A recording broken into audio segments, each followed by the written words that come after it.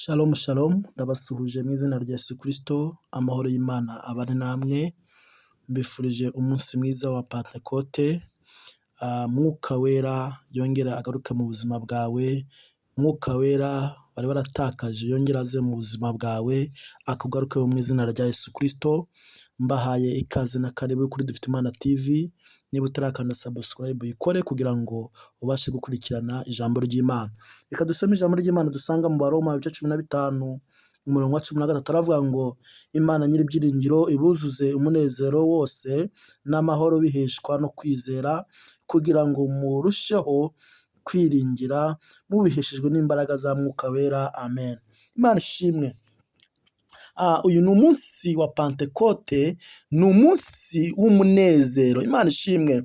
Ngo mu byakozwe n'intumwa ngo ubwo ngo intumwa zari zihuje umutima, Imana ishimwe, ngo bari mu cyumba cyo hejuru, ngo Imana ibaha Mwuka Wera, buzuzwa Mwuka Wera. Reka nkubwire, ntabwo wahabwa Mwuka Wera, haleluya, udafitanye ubusabane n'Imana, udafite ubumwe na bagenzi bawe. Imana ishimwe, ngo bafite ubumwe, ngo bahuje umutima, ngo Imana yo mu ijuru ngo ibaha Mwuka Wera. Nkwifurije kugira Mwuka Wera, nkwifurije gutunga Mwuka Wera, nkwifurije kugira imbaraga za Mwuka Wera mu buzima bwawe. Imana ishimwe, ngo Imana nyir'ibyiringiro, haleluya, ngo ibuzuze amahoro, ngo ibuzuze umunezero wuzuye, ngo ibahe amahoro. Imana ishimwe, ngo biciye mu kwizera biheshejwe na Kristo Yesu. Haleluya. Nta handi byaturuka, nta handi Mwuka Wera yaturuka uretse muri Kristo Yesu. Imana ishimwe, Imana yo mu ijuru iguhe Mwuka Wera binyuze muri Kristo Yesu. Amen. Haleluya. Nkwifurije gutunga Mwuka Wera, nkwifurije kubana n'Imana, nkwifurije kuba mu bihe byo gusenga. Imana ishimwe, ngo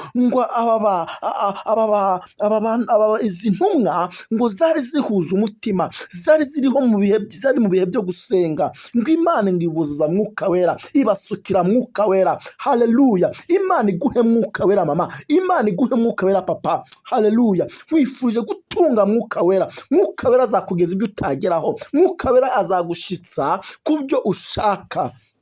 Imana ishimwe, nkwifurije amahoro y'Imana, nkwifurije gutunga Mwuka Wera mu buzima bwawe. Imana ishimwe. Haleluya. Ngo binyuze ngo muri Kristo Yesu. Haleluya. Imana yo mu ijuru iguha amahoro, Imana yo mu ijuru iguhe Mwuka Wera, Imana yo mu ijuru yongere ikuzuze ibyiringiro muri wowe, ibyiringiro wari waratakaje mama, Imana ibiguhe amahoro wari warabuze. Haleluya. Kuko Mwuka Wera agarutse mu buzima bwawe, ugiye kubona amahoro. Kuko Mwuka Wera agarutse mu bawe, ugiye kubona ibyiringiro, ugiye kubona ibyishimo. Haleluya. Mwuka Wera aragarutse, Mwuka Wera agarutse mu bawe, Mwuka Wera agarutse mu itorero. Haleluya. Nibwo uzabona amahoro, nibwo uzabona ibyishimo, nibwo haleluya igikundiro kizakuza.